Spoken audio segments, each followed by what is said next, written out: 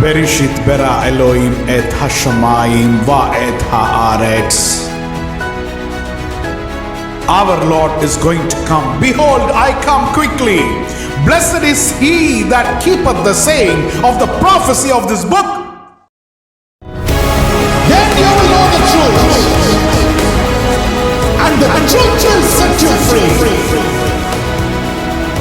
Mato ohaleka Yakub miskonateka Israel.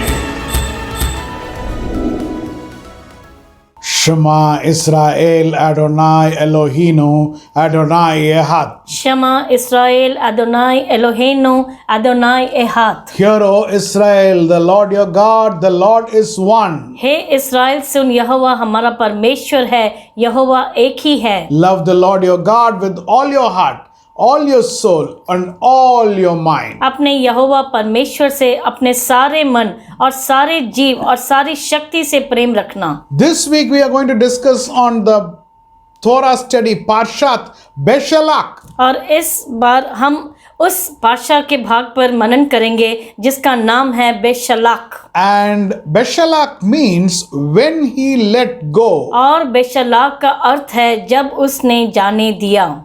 Now we know that Pharaoh has come to the point of frustration. और हम जानते हैं कि फरोन ऐसे हताश होने की स्थिति तक आया। Egypt is almost ruined और मिस्र जैसे बिल्कुल विनाश हो गया था because of his adamancy in the heart. और उसके कठोर दिल के कारण। And out of frustration, finally he is letting them go. Come on, okay, you go now. हताश होकर आखिर में वह कहता है कि ठीक है, तुम चले जाओ।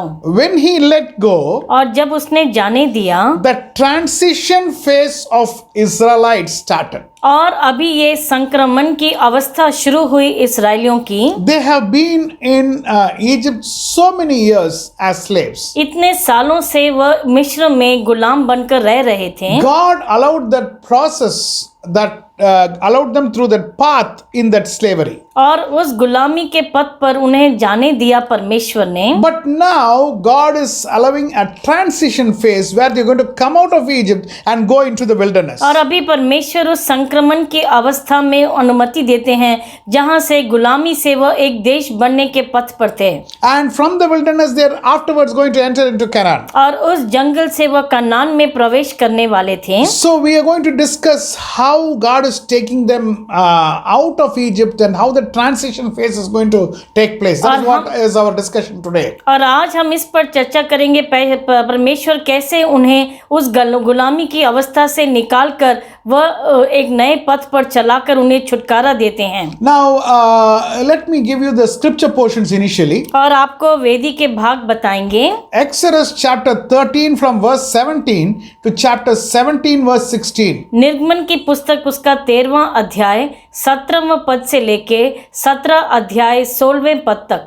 The book of Judges chapter 4 verse 4 to chapter 5 verse 31. न्यायियों की पुस्तक 4था अध्याय 4थे पद से लेके 5वां अध्याय 31वें पद तक। And John chapter 6 from verse 15 to 71. यूहन्ना की पुस्तक 6वां अध्याय उसका 15 पद से लेके 71 पद तक। Glory be to God. परमेश्वर की महिमा हो। In this Torah study we are going to meet a new hero. और इस तोरा के मनन में एक नए नायक से हम मिलेंगे।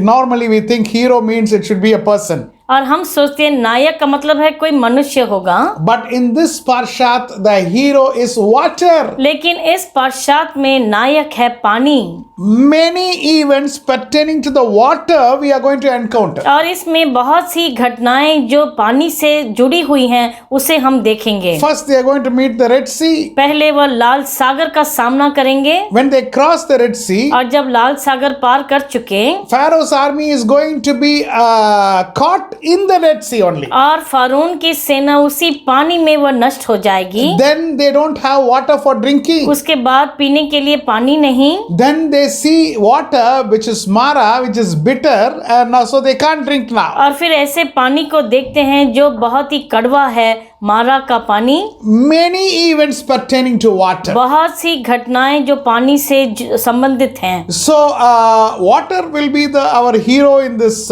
Parshat. और इस पाठशात में पानी ही हमारा नायक होगा। So, we know the great event of splitting the water. We और know that. हम जानते हैं वह बड़ी घटना जहाँ पर पानी को बांटा गया। Now, in the world, many places we see this water is very expensive. और संसार में देखते हैं कई जगह पर जहाँ पानी बहुत ही महंगा है। In Israel, we have to pay $1 or $2 or $3 depending on the place for a bottle of water. और इस्राएल में एक बोतल पानी के लिए $1 या $2 या $3 भरने पड़ते हैं। Water can make to quench the thirst of somebody. At the same time, the same water can drown them and kill the people also. और पानी किसी की प्यास बुझाने के लिए उपयोगी हो सकता है और उसी समय किसी को डूबकर मरने के लिए भी वह का उपयोग हो सकता है। Now the Israelites are crossing this narrow path. और इस्राएली वो संकीर्ण नहर से गुजर कर जाते हैं। The narrow path through the Red Sea. और लाल सागर से वह पार होकर जाते हैं। It is written that they walked through the dry land. और लिखा है कि वह सूखी भूमि पर चले थे। On the sides, it was the sea was standing like that और दोनों तरफ पानी जैसे एक दीवार के समान खड़ा हो गया था। How this could have happened? ये कैसे मुमकिन है? Now, when water can stand like this, कब पानी ऐसे खड़ा हो सकता है? if it goes to the temperature of 0 degree, और where it becomes ice, then it will stand. अगर उसका तापमान 0 डिग्री हो तभी वो ऐसे खड़ा हो सकता है। So, which means a very cold air at 0 degree has to be passing so that the sea water is frozen totally on the sides. ताकि इसका मतलब उस समय पर एक बहुत ही ठंडी हवा उधर से गुजरकर उसे बर्फ में बदलकर ऐसे खड़ा किया। How a person can walk in dry land? और कैसे सूखी भूमि पर वह चल सकते हैं? It has to be hot air which is blown. और गर्म हवा अगर उस पर चलेगी। We know this heater when our hair is cold, we put the heater in order to our hair to be dried. और जब हमारे बाल गीले होते हैं हम हीटर का इस्तेमाल करते हैं ताकि उसे हम सूखा कर सकें। So if in the land below the sea, if water was there, means that is going to be a slushy land. It will not be dry land. और अगर किसी भूमि पर पहले पानी था तो वह बिल्कुल जैसे कीचड़ या वो ऐसे सूखा होने की संभावना ही नहीं है। So what needs to happen now? तो अभी क्या होना जरूरी है? If the land has to be dry and the sea has to stand in the side, और अगर भूमि को सूखी रहना है और पानी को दोनों तरफ खड़े हो जाना है, same time a cold freezing air and the same time a very hot air, both has to be blown simultaneously. एक ही समय पर बिल्कुल ठंडी हवा और दूसरी तरफ एक और बहुत ही गर्म हवा, दोनों का चलना बहुत ही आवश्यक है उस समय। Is it possible? क्या ये मुमकिन है? Hot air and cold air same time? गर्म और ठंडी हवा एक ही समय? Not possible. मुमकिन नहीं है। But only with God it is possible. लेकिन सिर्फ परमेश्वर के साथ ये मुमकिन है। God did something very supernatural. परमेश्वर ने बहुत ही एक अद्भुत काम किया वहाँ That पर। miracle is waiting now. और वह अभी इंतजार कर रहा है। Okay, let us go into the Parshat now. और अभी पार्शात में के मनन में जाएंगे। Exodus chapter 14 from verse 15 to 16 we are going to read now. और निर्गमन की पुस्तक 14वां अध्याय उसका 15 और 16 पढ़ेंगे। And the Lord said to Moses, "Why do you cry to me? Tell the children of Israel to go forward, but lift up your rod and stretch out your hand over the sea and divide it, and the children of Israel shall go on dry ground through the midst of the sea." तब यहोवा ने मूसा से कहा, तू क्यों मेरी दुहाई दे रहा है? इस्राएलियों को आज्ञा दे कि यहाँ से कूच करें, और तू अपनी लाठी उठाकर अपना हाथ समुद्र के ऊपर बढ़ा और वह 2 भाग हो जाएगा। तब इस्राएली समुद्र के बीच होकर स्थल ही स्थल पर चले जाएंगे। If you see verse 15, अगर आप 15 पढ़ते हैं, God is telling, why are you crying out to me? परमेश्वर मूसा से कहते तो क्यों मेरी दुहाई दे रहा है? Now this is really a shocking verse. और ये बहुत ही आश्चर्यचकित करने वाला वचन है। It is asking, why are you praying? और ये पूछ रहे हैं कि तुम क्यों प्रार्थना कर रहे हो? We are expected to pray only. और हमसे अपेक्षा की जाती है कि हम प्रार्थना करें। If we pray, God will answer. अगर हम प्रार्थना करें परमेश्वर सुनते हैं। In this place, it looks very different. यहाँ पर बिल्कुल अलग दिखाई पड़ता है। God is asking, why are you praying? परमेश्वर पूछ रहे हैं तुम क्यों प्रार्थना कर रहे हो, Which means God is expecting something else. जिसका मतलब परमेश्वर किसी और बात की अपेक्षा करते Come हैं। on, Baba, start, take action. और अभी तुम ऐसे ही मत बैठे रहो, कोई कार्य शुरू करो। There is a problem you are facing. और एक समस्या है जो तुम सामना कर रहे हो, You are supposed to handle it in a particular way. और तुम्हें एक तरीके से उसको सुलझाना है। How to handle? कैसे उसको संभालें? God wants us to have the knowledge how to handle the problem. परमेश्वर चाहते हैं कि हमें वह ज्ञान हो कि कैसे उसे सुधारना है। He is telling Moses, और वह मूसा से कहते हैं, why are you crying to me? तुम क्यों मेरी दुहाई देते हो? Raise your staff. और तुम अपनी लाठी उठाओ, Stretch out your hand over the sea. अपना हाथ तुम समुद्र के ऊपर बढ़ाओ। My dear child of God, मेरे प्यारे ईश्वर की संतान, in our day-to-day life, हमारे रोज के जीवन में we encounter many problems. बहुत सी समस्याओं का सामना करते हैं। How to handle that problem? कैसे उस समस्या को संभालें?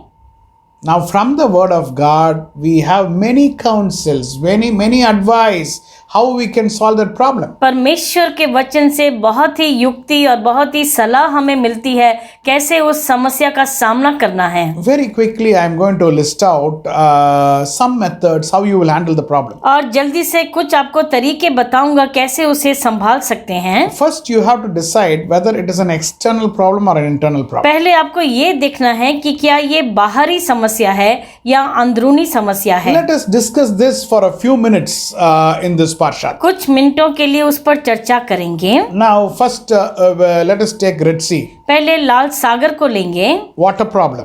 पानी की समस्या, Water is in the control of God. और परमेश्वर के काबू में है वो, Sea is in the control of God. और ये सागर उनके काबू में है। He is telling, lift out raise your staff. और वो परमेश्वर कहते हैं अपनी लाठी उठाओ। Let the word of God be lifted up. परमेश्वर का वचन ऊपर उठाया जाए। When Jordan was running in full flow, और जब यरदान में पानी बहुत बह रहा था, hold the ark of the covenant, lift up the word of God, then the water will go back. और वाचा के संदूक को उठाओ, परमेश्वर के वचन को ऊपर उठाओ, अपने आप पानी पीछे चला जाएगा। So firstly, when the water, there is a problem through a force which is under the control of God, lift up the word of God and that problem will solve. और जब कोई समस्या आती है जो परमेश्वर के काबू में है, उस समय परमेश्वर के वचन को ऊंचा उठाओ और वह समस्या अपने आप पीछे चली जाएगी। Secondly, दूसरा, it is let us take the case of Jericho wall. और अगर यरीहो की दीवार हम लेंगे, Now this is a man-made wall. और ये मनुष्य से बनाया गया, So for this, how to solve the problem? और ये समस्या कैसे सुलझाएं? Now don't do anything. तुम्हें कुछ नहीं करना। Now it is a man-made wall. I'm not telling it is under the control of God. I'm not telling like that. और मैं नहीं कहता कि ये परमेश्वर के काबू में है, Ultimately, everything is under the control of God. और सब कुछ तो उन्हीं के काबू में है। But the wall as it is a man-made structure. लेकिन ये जो दीवार और शहरपना ये बनाई गई है मनुष्य से, How to approach a man-created problem? और जो मनुष्य से बनाई गई समस्या का सामना हम कैसे करें? What did the people do? लोगों ने क्या किया? God told them to praise God. परमेश्वर ने कहा कि तुम स्तुति करो, So praise God. और स्तुति करो परमेश्वर की। Okay.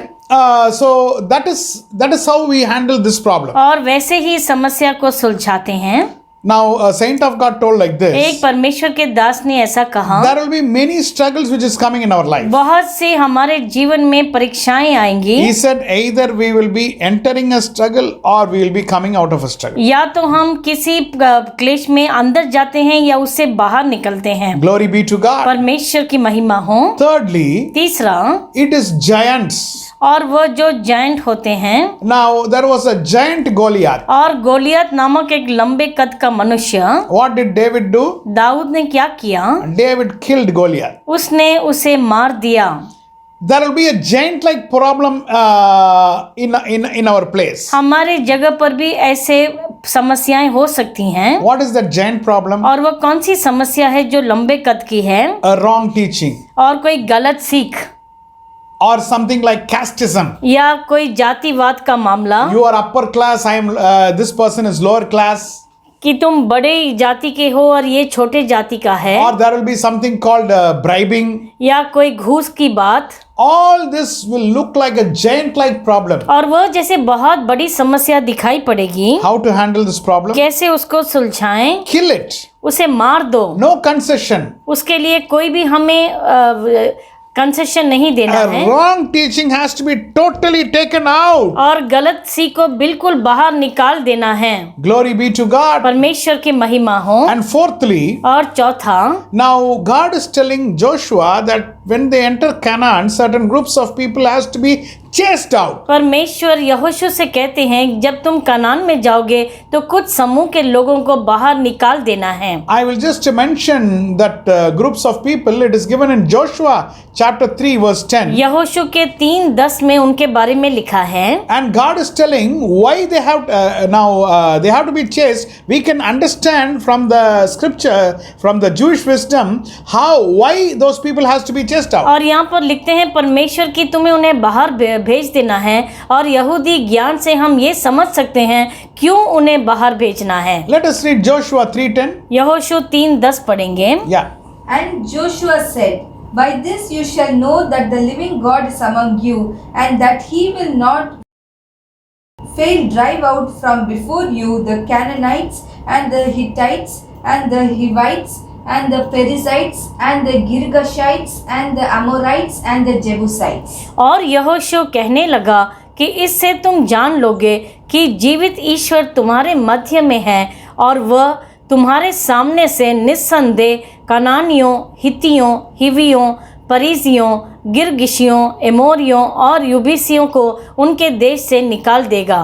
Now, fourthly, certain groups of people has to be chased out. और कुछ समूह के लोगों को हमें भगा देना है। Now I will explain to you. आपको समझाऊंगा। First is Canaanites. पहले हैं कनानी लोग। Who are the Canaanites? कौन है वो लोग? They are business-minded people. और वो है जो व्यवसायिक दिमाग के लोग। When they come inside, और जब वो अंदर आते हैं, now we have to understand in Christian life nothing is like selling and buying. और मसीही जीवन में कुछ भी लेन देन नहीं होता है, ऐसे बेचना और खरीदना।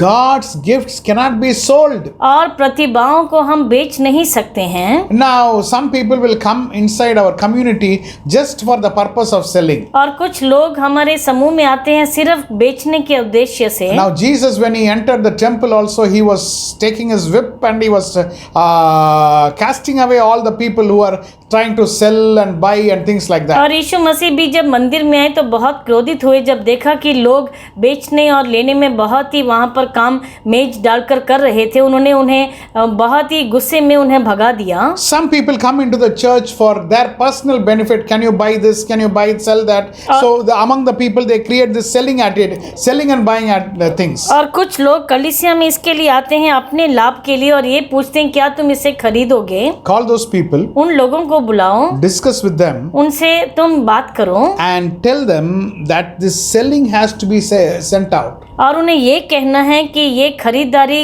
कलीसिया के अंदर नहीं होनी है। This place is not for a business place. और ये जगह कोई व्यापार करने के लिए नहीं है। Now, so that is the first thing. और वह पहली बात। Secondly, दूसरा, the Hittites. जो हित्ती हैं, Now they are a very hard people. और वह हैं जो कठोर दिमाग के। Now they never change their mind. वह कभी भी अपने मन को नहीं बदलते। Now this hard-hearted people, we have to take away. Now this hard-hearted people will not forgive. और ये कठोर दिल वाले कभी भी क्षमा नहीं करेंगे। They don't change their attitudes. अपने स्वभाव को नहीं बदलेंगे। So that hard-heartedness has to be chased away. और उस कठोरता को भगा देना है। Now you don't think those people has to be chased away. Now I'm not saying that. ये मत सोचो कि उन लोगों को भगा देना है। That hard-heartedness. और वो जो कठोर दिल की स्वभाव That है, has to be thrown away. उसे बाहर फेंक देना है। Thirdly, the Hivites. और तीसरे है हिवियों। Now they are the tribal mentality people. और वो है जो आदिवासी मानसिकता के लोग। Now anything new you tell them, they will not accept. कुछ भी नया आप कहो वो नहीं ग्रहण करेंगे। Now, today, many times we are sending the word of God through YouTube. और आज YouTube के द्वारा हम परमेश्वर का वचन बांटते हैं। We are using the internet technology to tell the word of God. और इंटरनेट और टेक्नोलॉजी यूज करते हैं परमेश्वर के वचन को फैलने के लिए। Now, some people say, no, all that is not given in the Bible. कुछ लोग कहते हैं नहीं ये सब वेदी में नहीं लिखा है। The same old mentality. और वही पुरानी मानसिकता। All technology we have to use for spreading the word of God. और हमें सब कुछ इस्तेमाल करना है कि ताकि परमेश्वर का वचन जा Some सके। people with the old mentality, they don't want to accept anything new. और जो पुरानी मानसिकता रखते हैं वह नई बातों को नहीं अपनाते हैं। That has to be sent out. और उसे बाहर भेजना The जरूरी है। mentality has to be sent out. और ये मानसिकता को बाहर भेजना है। Parasites. और जो पेरिजियों, Now the parasites live in a city without wall. और वह ऐसे शहर में रहते हैं जो उसकी शहर पना नहीं। When there is no wall, how is that life? और अगर वह शहर पना नहीं तो वह जीवन कैसा है? No direction. उसका कोई भी दिशा नहीं है उनके लिए। Anything is okay. कुछ भी ठीक है, चलेगा। Anything can come inside the life, it can go outside the life. कुछ भी अंदर आ सकता है, कुछ भी बाहर जा सकता No, है। our life is not like that. हमारा जीवन वैसा नहीं। Our life is a disciplined life. और हमारा जीवन एक शासन का जीवन।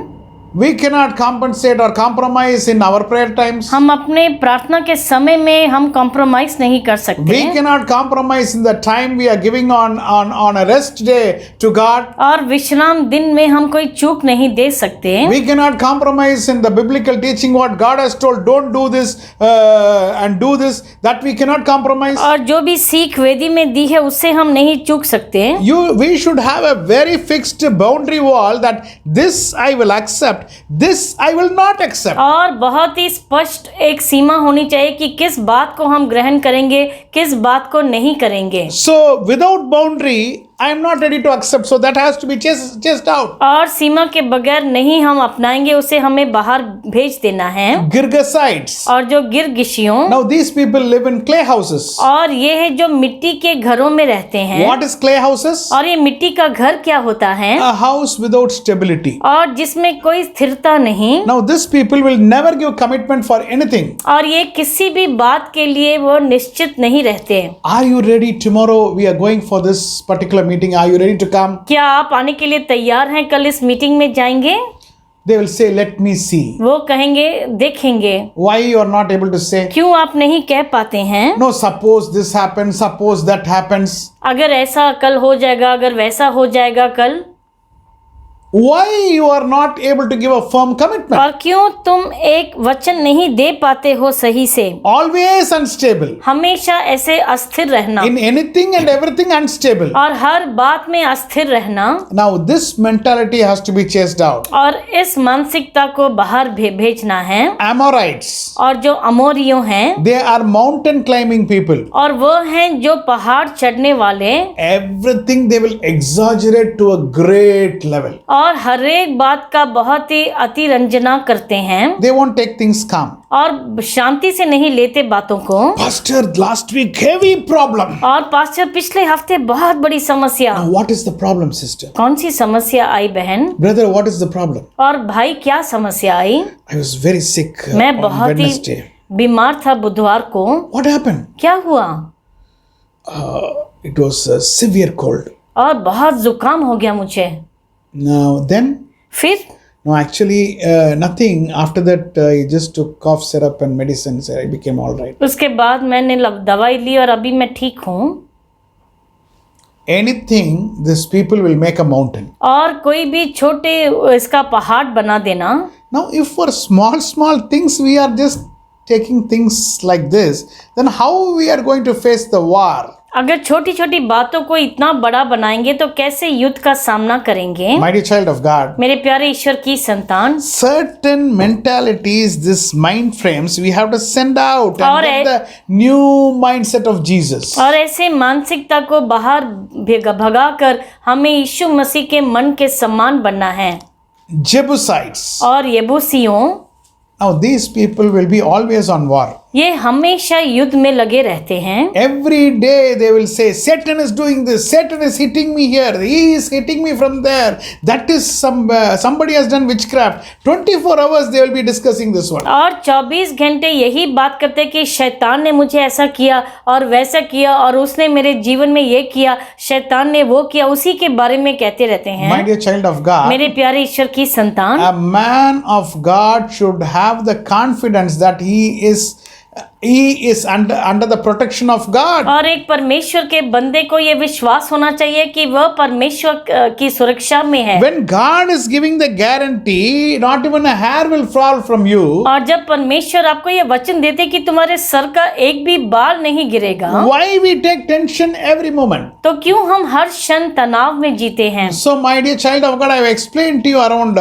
7 groups of people. और मैंने 7 तरह के लोगों के बारे में कहा है। All this mentality is to be chased out. और ये सब मानसिकता को हमें दूर भगाना I है। repeat the external problems. और मैं बाहरी जो समस्या उसके बारे में मैं फिर कहता The हूँ। problems caused by water. और जो पानी से आती हैं समस्या, Lift the word of God. परमेश्वर के वचन को ऊंचा उठाओ। Secondly, Jericho, man-made walls. और दूसरा जो मनुष्य से बनाई गई दीवारें, Praise God. परमेश्वर की स्तुति करो। Thirdly, giants. और तीसरे हैं giant. A giant-like problem, wrong teaching, casteism, bribery. और जो बड़ी बड़ी समस्याएं जैसे जातिवाद और जो घूस और गलत सीख, Kill that. उसे मार डालो। And some groups of people which I explained to you now has to be, those mentalities has to be chased और out. जो मैंने अभी बताया कुछ समूह के लोग और उस मानसिकता को दूर भगाना है। This is the external problem. और ये सब बाहरी समस्याएं Now let हैं। us come to the internal problem. अभी अंदरूनी समस्या पर आएंगे। Internally, first the problem is unbelief. और सबसे पहला जो समस्या है वह है अविश्वास।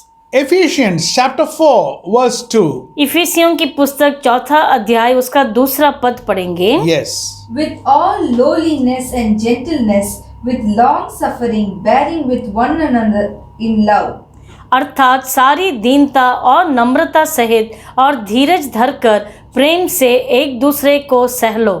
Now when there is love, this unbelief will not be there. और जब प्रेम होता है ये अविश्वास नहीं रहता। When there is no love, जब कोई प्रेम ही नहीं, now God says, परमेश्वर कहते हैं, be patient, bearing with one another in love. और धीरज धरकर प्रेम में एक दूसरे की सह लो। This restless mentality is there, na? और ये जो बहुत ही विचलित रहने की जो स्वभाव है, They will never trust. They will always be thinking, oh, if this happens, that happens. वह कभी भी विश्वास नहीं करते और हमेशा चिंतित रहते हैं। Jesus says, oh, ye little faith. और परमेश्वर यीशु मसीह ये कहते हैं, हे अल्प विश्वासियों, Oh, ye little faith. हे जो अल्प विश्वासियों, Why you didn't believe? क्यों तुमने विश्वास नहीं The किया? storm has come, आंधी आई है, but you didn't believe I am there. लेकिन तुमने विश्वास नहीं किया कि मैं तुम्हारे साथ हूँ। The first internal problem is unbelief which comes in the life. सबसे पहले अंदरूनी जो समस्या वह है अविश्वास। Secondly, दूसरा it's fear. वह है भय। Numbers chapter 14 verse 1. गिनती की पुस्तक 14वां अध्याय पहला पद। Then all the congregation lifted up their voices and cried, and the people wept that night. My तब dear ch- सारी मंडली चिल्ला उठी और रात भर वे लोग रोते ही रहे। Now when fear comes, और जब भय आता है it puts everybody in tension. सब लोगों को तनाव में डाल देता है। Will this happen? क्या ये ऐसा होगा? Will that happen? क्या वैसा होगा? God has not given us a spirit of fear, परमेश्वर ने हमें भय की आत्मा नहीं दी है, but He has given us a spirit of love and clear understanding. लेकिन हमें बिल्कुल प्रेम और स्पष्ट विवेक का आत्मा दिया Put है। your trust in God. अपने भरोसे को ईश्वर पर रखो There is no chance for fear. और भय का कोई संभावना नहीं। Number 3, तीसरा it is disobedience. वह है आज्ञा उल्लंघन। Hebrews chapter 4 verse 6. इब्रानियों की पुस्तक 4 अध्याय उसका 6वां पद। Since therefore it remains that some must enter it, and those to whom it was first preached did not enter because of disobedience.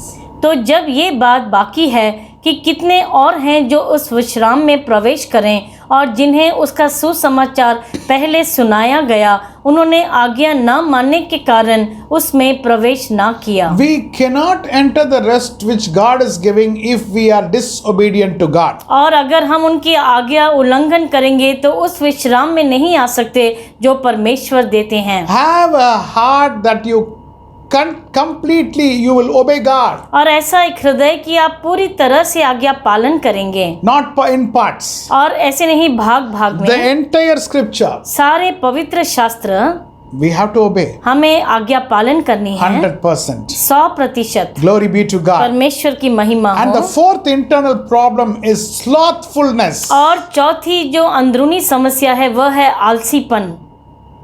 Let us read Joshua chapter 18 verse 3. यहोशू की पुस्तक 18वां अध्याय उसका 3रा पद पढ़ेंगे।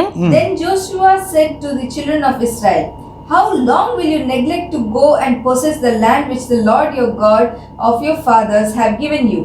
तब यहोशू ने इस्राएलियों से कहा, जो देश तुम्हारे पूर्वजों के परमेश्वर यहोवा ने तुम्हें दिया है उसे अपने अधिकार में कर लेने में तुम कब तक ढिलाई करते रहोगे?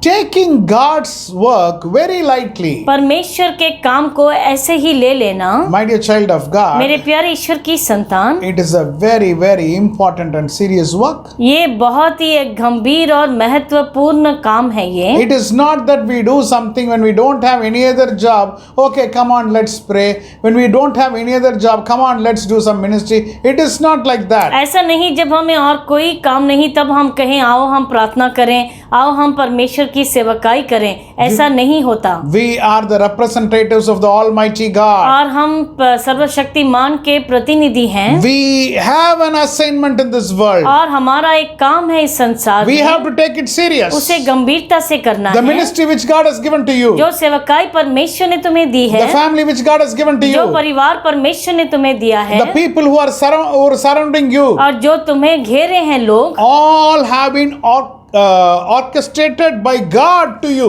और इन सब को परमेश्वर ने तुम्हें दिया है, So take it very serious. इसलिए गंभीरता से लो उसे। Slothfulness is an internal problem. आलसीपन एक अंदरूनी समस्या है। Glory be to God. परमेश्वर की महिमा हो। Now God says, परमेश्वर कहते हैं, why do you cry to me? और तुम क्यों मेरी दुहाई देते हो? When there is a problem, जब कोई समस्या आती है of course we have to pray. हमें प्रार्थना तो करनी है, But certain areas God has already given us the word of God that this is how you have to handle this. लेकिन कुछ भागों में परमेश्वर ने पहले से कह दिया कि तुम्हें कैसे उसको संभालना है। You cannot ask God, God, do you want me to repent? What are you thinking? आप ऐसे कहेंगे परमेश्वर क्या आप चाहते हैं कि मैं मन फिराव करूं? आप क्या सोचते हैं? Should I change my life? क्यों मुझे जीवन को क्या बदलना है? Should I leave sin? क्या मुझे पाप को छोड़ देना है? God will ask, what is this question you are asking me? परमेश्वर कहेंगे ऐसे कौन सा सवाल तुम करते Why are हो? you crying to me? तुम क्यों मेरी दुहाई देते हो? Come on, repent. आओ तुम मन फिराव करो।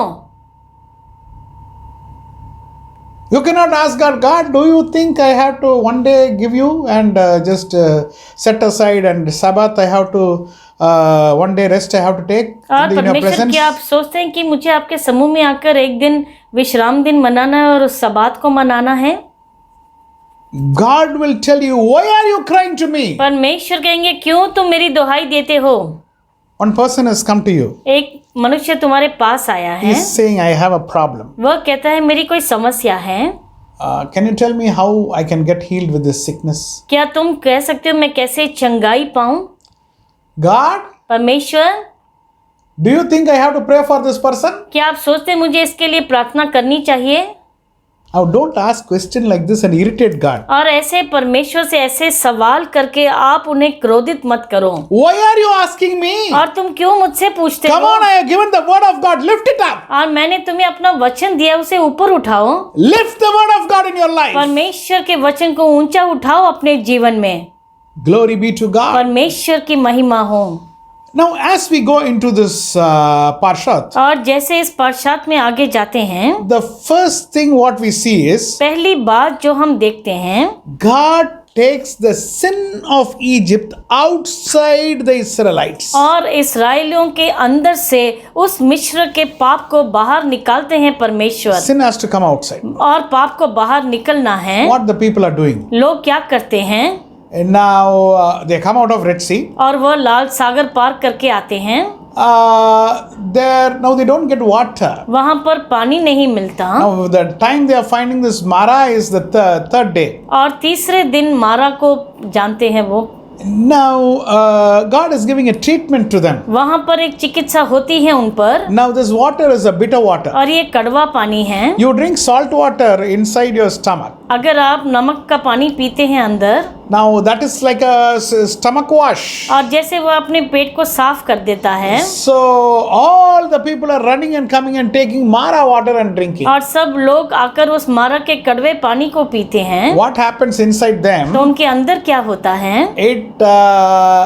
Actually it makes them vomit and loose motion starts. और उनको उल्टियां करना शुरू करते हैं और दस्त हो जाते हैं The उनको। first treatment what God is giving a person, और प्राथमिक पहले क्या चिकित्सा ईश्वर देते हैं लोगों को? He starts taking the sin out. उस पाप को उनसे बाहर निकालते हैं।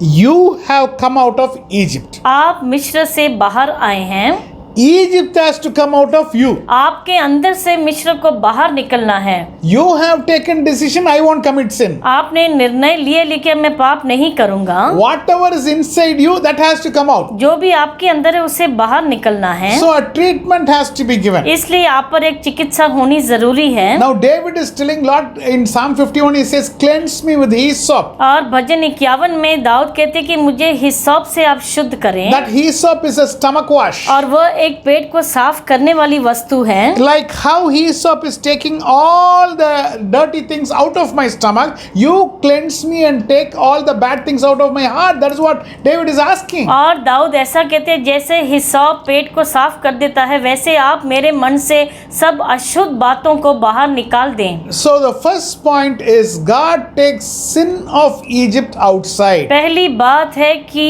मिस्र के पाप को पहले उनके अंदर से निकालते हैं। Now to teach us this, हमें ये सिखाने के लिए the Son of God came to this world. परमेश्वर का पुत्र इस संसार में आया। He has shown us a model और हमें नमूना दिखाया है उसने how to lead us come out of sin. कैसे उस पाप से बाहर निकलना है। Now let us read Philippians chapter 2 verse 7. फिलिपियों की पुस्तक 2:7 पढ़ेंगे।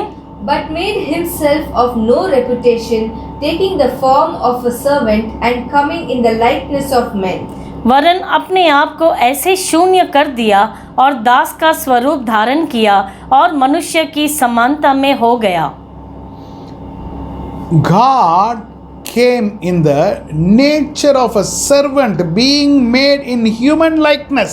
और वह एक दास का स्वरूप धारण करके आए और मनुष्य की समानता में। He has shown us a model of how that sin can come out and how to lead a sinless life. और उन्होंने ये नमूना हमें दिखाया कि कैसे पाप बाहर आ सकता है और एक निष्पाप जीवन हम जी सकते हैं।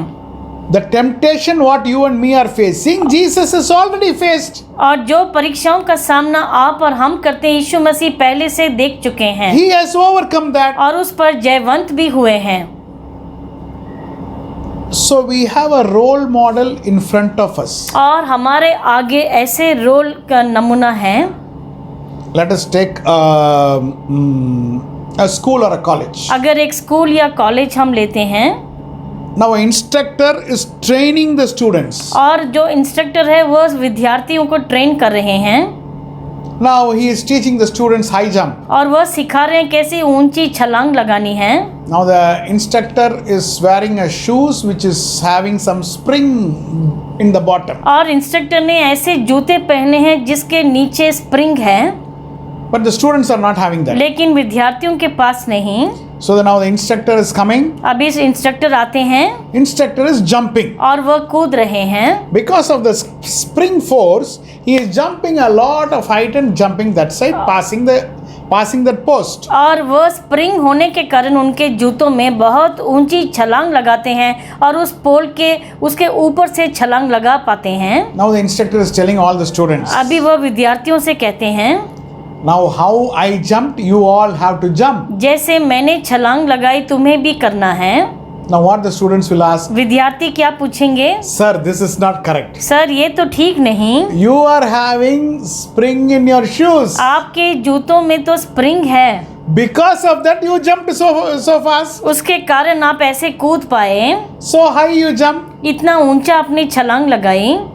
How we can jump? हम कैसे छलांग We are लगाए not ऐसे? having spring shoes. No. हमारे जूते में तो स्प्रिंग नहीं है। Definitely the student will ask. और जरूर विद्यार्थी पूछेंगे, If God is telling, अगर परमेश्वर कहते हैं come on, lead a sinless life. आओ तुम निष्पाप जीवन बिताओ, Now you and me will ask, आप और हम पूछेंगे how? कैसे? Now you are God. आप तो परमेश्वर हैं, Now you can lead a sinless life. आप तो ऐसा जीवन बिता सकते हैं, How we can lead? हम कैसे जिएं? For this purpose, इस कारण से, Philippians 2:7 says, और फिलिपियों के 2:17 में लिखा है, He made himself nothing by taking the very nature of a servant. वरन अपने आप को ऐसे शून्य किया और दास का स्वरूप धारण किया। So if he is made in the form of human being and if he can overcome, you and me also can overcome sin. और वह भी मनुष्य की समानता में आए और जयवंत हुए इस पाप पर, तो आप और हम भी हो सकते हैं। The first thing after we cross the Red Sea, what happens is, और लाल सागर पार करने के बाद पहली बात क्या होती है? sin has to come out. पाप को बाहर निकलना है। My dear child of God, मेरे प्यारे ईश्वर की संतान, God will help you. परमेश्वर आपकी मदद करेंगे। Take a decision. आप एक निर्णय लो, Whatever little sin, still it is revolving around you. और जो भी छोटे छोटे पाप अभी तक आपके इर्द गिर्द घूम रहे हैं, It is still there. Just take a decision. God help me. Take it out, and God will help that sin to come out. और आप निर्णय लो कि मुझे इसे निकालना है, और परमेश्वर आपकी मदद करेंगे। Turn your Bible to Exodus chapter 16, verse 14 to 25. निर्गमन की पुस्तक 16वां अध्याय उसका 14 से 25 लेंगे। Yes. And when the layer of dew lifted, there on the surface of the wilderness was a small round substance as fine as frost on the ground. And when the children of Israel saw it, they said to one another, What is it? For they did not know what it was. And Moses said to them, This is the bread which the Lord has given you to eat. और जब ओस सूख गई तो ये क्या देखते हैं कि जंगल की भूमि पर छोटे छोटे छिलके छोटाई में पाले के किनकों के समान पड़े हैं। और ये देखकर इस्राएली जो न जानते थे कि ये क्या वस्तु है, सो आपस में कहने लगे, ये तो मन्ना है। तब मूसा ने उनसे कहा, यही तो वो भोजन वस्तु है जिसे यहोवा तुम्हें खाने के लिए देता है। We have just now seen verse 14 and 15. और अभी हमने 14 और 15 को देखा है। After the Mara incident, God is giving them the manna. और उस मारा की घटना के बाद उन्हें मन्ना देते हैं ईश्वर। Numbers chapter 11 verse 7 says, और गिनती की पुस्तक उसका 11 का 7 यूं कहता है, The manna was like coriander seed and looked like raisin. मन्ना तो धनिया के समान था और उसका रंग रूप मोती का सा था। now when the Israelites were eating this manna, और जब इस्राएली इस मन्ना को ले रहे थे, it was tasting differently for all the people. और बहुत ही अलग स्वाद उन्हें आ रहा था। Jewish wisdom says, यहूदियों का ज्ञान यूं कहता है, suppose they wanted to eat a fruit. अगर वह एक फल खाना चाहते, That manna when they were eating, it was tasting as a fruit. और ये मन्ना जब लिया तो वो उस फल के समान स्वाद दिया उन्हें। Somebody else want to eat a loaf of bread. अगर कोई और रोटी खाना चाहते हैं, It was looking, it was tasting like a loaf of bread. और वह रोटी के समान स्वाद दिया उसे। Somebody else was thinking, it would be nice if I eat a fish. और कोई सोच होता अच्छा होता अगर मैं मछली खाता। So when they were eating this fish, when they were eating this manna, it was tasting like fish. और जब ये मन्ना पोषण करे तो मछली के समान स्वाद मिला उन्हें It was different for all the people, और हर एक के लिए अलग अलग स्वाद मिला, but it is the same manna. लेकिन वही मन्ना था। Now, if we see in the New Testament in John chapter 6, अगर हम यूहन्ना की पुस्तक 6वां अध्याय देखते this हैं thing is totally told from verse 22 to 40. और ये पूरी घटना 22 से 40 तक लिखी है, But we are going to specifically read verse 33, 34 and 35. लेकिन हम विशेष से इन वचनों को पढ़ेंगे यूहन्ना का 6वां अध्याय 33 से 35 तक। Yes. For the bread of God is he who comes down from heaven and gives life to the world. Then they said to him, Lord, give us this bread always. And Jesus said to them, I am the bread of life. He who comes to me shall never hunger, क्यों? and he who believes in me shall never thirst. क्योंकि परमेश्वर की रोटी वही है जो स्वर्ग से उतरकर जगत को जीवन देती है। तब उन्होंने उससे कहा, हे प्रभु, ये रोटी हमें सर्वदा दिया कर। यीशु ने उनसे कहा, जीवन की रोटी मैं हूँ, जो मेरे पास आएगा वह कभी भूखा ना होगा और जो मुझ पर विश्वास करेगा वह कभी प्यासा ना होगा। Now in verse 34 they are saying, sir, they said, always give us this bread. और 34 में कहते हैं कि ये रोटी हमें सर्वदा दिया कर। Now Jesus is telling, I am the bread of life. और यीशु ने कहा, मैं जीवन की रोटी हूँ। Now we all need to partake in, we are to eat this bread. और हम सबको इस रोटी से खाना है। How this bread is working? और कैसे ये रोटी काम करती है? You are eating the same bread which is Jesus. I am eating the same bread which is Jesus. आप भी वही रोटी को खाते हैं जो यीशु मसीह है और मैं भी वही रोटी को खाता हूँ। I need healing today. आज मुझे चंगाई चाहिए। This bread will give me healing. ये रोटी मुझे चंगाई देगी। That person needs victory today. उस मनुष्य को आज विजय चाहिए। This same bread will give victory to that person. और यही रोटी उससे विजय देगी। Another one person requires comfort today. और एक और मनुष्य जो है उसे सराहना चाहिए। The same bread will give comfort there. और यही रोटी उसे सांत्वना देगी। Another one person requires protection today. एक और मनुष्य को सुरक्षा चाहिए। The same bread will give protection. यही रोटी उसे सुरक्षा देगी। Like how the Israelites when they ate the manna, जैसे इस्राएलियों ने जब मन्ना खाया था, it gave different taste to different people according to their thinking, उनके सोच के मुताबिक एक एक मनुष्य को अलग अलग स्वाद दिया। according to your need and my need. आपकी जरूरत और मेरी जरूरत के The मुताबिक। bread of life, who is Jesus Christ, और जो जीवन की रोटी है जो यीशु मसीह है, will fulfill all your hunger and thirst. हमारी सब भूख और प्यास को वो पूरा करेगी। Hallelujah. Hallelujah, Hallelujah. Hallelujah. What a wonderful God we have. कितने ही महान परमेश्वर हमारे। Glory be to God. परमेश्वर की महिमा So हो। firstly he is taking the sin outside, पहले वो उस पाप को बाहर निकालते then he हैं, is giving manna. फिर मन्ना देते हैं। Let us come to the next event. अभी अगली घटना पर आएंगे। Turn your Bible with me to Exodus chapter 16 verse 26. निर्गमन की पुस्तक 16वां अध्याय उसका 26वां पद पढ़ेंगे। Yes.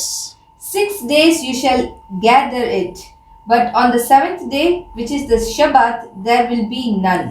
6 दिन तो तुम उसे बटोरा करोगे, परंतु 7वें दिन तो विश्राम का दिन है, उसमें वह न मिलेगा।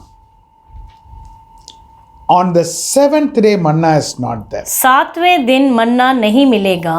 Now there is something special we are going to understand from here. यहाँ पर एक विशेष बात हम समझेंगे। When are you gathering manna for the 7th day? और 7वें दिन के लिए कब आप मन्ना बटोरते हो? God says 6 days you work, 7th day you take rest. परमेश्वर कहते 6 दिन तुम काम करो, 7वें दिन विश्राम करो। So 6 days whatever I do, God is not bothered? 6 दिन हम जो भी करते हैं परवाह नहीं करते ईश्वर? No. नहीं। On the weekday the manna is gathered for the 7th day. और जो 6 दिन काम करते हो, 7वें दिन के लिए मन्ना बटोरते हो। My dear child of God, मेरे प्यारे ईश्वर की संतान, On the weekdays, you need to have relationship with God for the seventh day. और वीकडेज में आपको ईश्वर के साथ वो रिश्ता तगड़ा होना चाहिए उस 7वें दिन विश्राम दिन में उनके साथ होने के लिए। Hallelujah. Hallelujah. It is not that 6 days you are totally out, completely out, no connection with God. 7th day, one day I will come and sit. No, it is not like that. ऐसा नहीं कि 6 दिन तुम बिल्कुल परमेश्वर से दूर और 7वें दिन आकर तुम कहो कि मैं परमेश्वर के समूह में बैठूंगा। On the weekday, collect the word of God. और वीकडेज में परमेश्वर के वचन को इकट्ठा करो। God says collect it. परमेश्वर कहते हैं इकट्ठा करो। At least 1 hour. और कम से कम 1 घंटा Be in the presence of God. परमेश्वर के समूह में बैठो। And then come and spend the rest time with God on the 7th day. और फिर आकर उस विश्राम दिन को परमेश्वर के चरणों में बिताओ। Let it be any day. कोई भी दिन हो सकता है, Saturday or Sunday or Monday or whichever day it is. शनिवार या रविवार या सोमवार हो, But give 1 day to God. लेकिन 1 दिन परमेश्वर के लिए देना है। Spend time with God. समय बिताओ परमेश्वर के साथ। And on the other days, और बाकी दिनों में collect manna for the 7th day. उस 7वें विश्राम दिन के लिए मन्ना इकट्ठा करो। Glory be to God. परमेश्वर की महिमा हो। Let us come to point number 2. दूसरे पॉइंट पर आएंगे। Exodus in chapter 15 verse 1, Moses starts singing a song. और निर्गमन के 15:1 में हम देखते हैं कि मूसा एक गीत गाते हैं। Exodus chapter 15 verse 1. Then Moses and the children of Israel sang this song to the Lord and spoke, saying, I will sing to the Lord, for he has triumphed gloriously. The horse and its rider he has thrown into the sea. तब मूसा और इस्राएलियों ने यहोवा के लिए ये गीत गाया। उन्होंने कहा, मैं यहोवा का गीत गाऊंगा, क्योंकि वह महाप्रतापी ठहरा है। घोड़ों समेत सवारों को उसने समुद्र में डाल दिया है। Now this song goes furthermore in Exodus chapter 15. और ये गीत आगे बढ़ता है निर्गमन के 15 में। When there is a deliverance from the Egyptians for the Israelites. और जब वह मिस्रियों से छूटकर इस्राएली बाहर आते हैं। When they have come out. और जब बाहर आ चुके हैं। Moses is singing a song. मूसा ये गीत गाते हैं। Wonderful it is. बहुत ही सुंदर और मनोहर है। Now it will be surprising that the same song is coming in the book of Revelation. और अभी ये आश्चर्य की बात है कि प्रकाशित वाक्य में भी यही गीत आता है। The chapter number is 15 in both the places. और दोनों पुस्तकों में 15वां अध्याय ही है। Read Revelation chapter 15 verse 2 and 3. प्रकाशित वाक्य का 15 उसका 2 और 3 पढ़ेंगे। And I saw something like a sea of glass mingled with fire, and those who have the victory over the beast, over his image, and over his mark, and over the number of his name, standing in that sea of glass, having harps of God.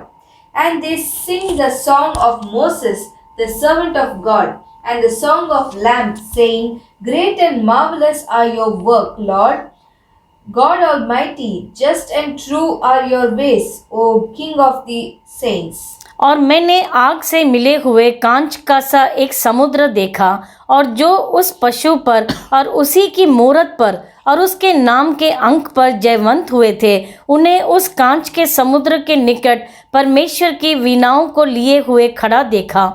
और वे परमेश्वर के दास मूसा का गीत और मेमने का गीत गा गा कर कहते थे कि हे सर्वशक्तिमान प्रभु परमेश्वर, तेरे कार्य बड़े और अद्भुत हैं। हे युग युग के राजा, तेरी चाल ठीक और सच्ची है। Now here we see in verse 3, they sang the song of God's servant Moses and of the Lamb. और यहाँ पर लिखा है कि वो परमेश्वर के दास मूसा का गीत और मेमने का गीत गा रहे थे। Now this gives us something we have to understand here. और यहाँ पर हमें एक बात समझनी है।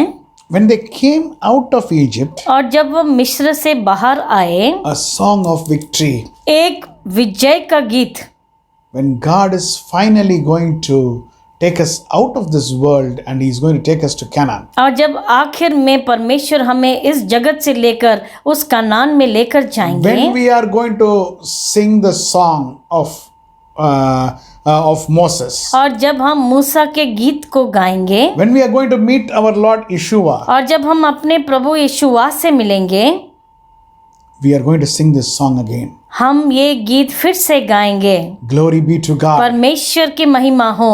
When He sent और जब उसने भेजा Beshalach. बेशलाक। My dear child of God, मेरे प्यारे ईश्वर की संतान, today be of good cheer. आज आप हर्षित रहें। One day when we are going to go out of this world, एक दिन जब इस संसार से हम बाहर we are निकलेंगे going to meet our Lord Jesus Christ. और हम अपने प्रभु यीशु मसीह से मिलेंगे, We are going to sing the song of Moses, और हम मूसा का गीत फिर से गाएंगे, a song of victory. और वह है एक विजय का गीत। We have overcome sin. और हमने पाप पर जयवंत We हम have हुए, overcome the और world. हम इस संसार पर जयवंत हुए Our हैं, Lord Yeshua has taken us out of this world. और हमारे प्रभु यीशुआ ने हमें इस संसार से निकाल लिया है। Be of good cheer today. आप आनंदित रहें। Our Lord who took Israelites out of Egypt और हमारे परमेश्वर जिसने इस्राएलियों को मिस्र से निकाला, from the powerful hand of Pharaoh, और जो फरोन के सामर्थी हाथ से निकाला, the same Lord will redeem us. वही परमेश्वर हमें छुटकारा दिलाएंगे, And we will sing the song of Moses. और हम मूसा का गीत फिर से गाएंगे। Shall we close our eyes in prayer? क्या हम अपनी आंखों को बंद करेंगे प्रार्थना में? Heavenly Father, हमारे स्वर्गीय पिता, thank you that you took out the people of Israelites out of Egypt. धन्यवाद कि आपने इस्राएलियों को मिस्र से निकाला। परमेश्वर, Grant us the wisdom how to handle every problem. हमें वह बुद्धि दें कि हम कैसे समस्याओं का सामना करें। Edify, sanctify and purify us, Lord. हमें शुद्ध करें, हमें पवित्र बनाए। परमेश्वर, Bless everyone who is seeing this program. जो भी इस प्रोग्राम को देख रहा है, हर एक को आशीष करें। Let us have constant relationship with you आपके साथ निरंतर हमारा रिश्ता जुड़ा रहे परमेश्वर, and sing the song of Moses. और हम मूसा का गीत गाएं। We give you the glory. आपको महिमा देते हैं। In Jesus' matchless name we pray unto thee, Father. यीशु मसीह के नाम से हम मांगते हैं। Amen. Amen, Amen. Amen. Praise the Lord. जय मसीह की। My dear children of मेरे God, प्यारे ईश्वर की I am संतान, sure this meditation has been a blessing to you. और मुझे विश्वास है कि ये आशीष कारण रहा Be होगा। of good cheer. आप हर्षित रहें, And God will definitely deliver us of our current situation. और परमेश्वर हमें स्थिति से हमें जरूर ऊपर उठाएंगे। God bless you. परमेश्वर आपको आशीष करे। God bless you.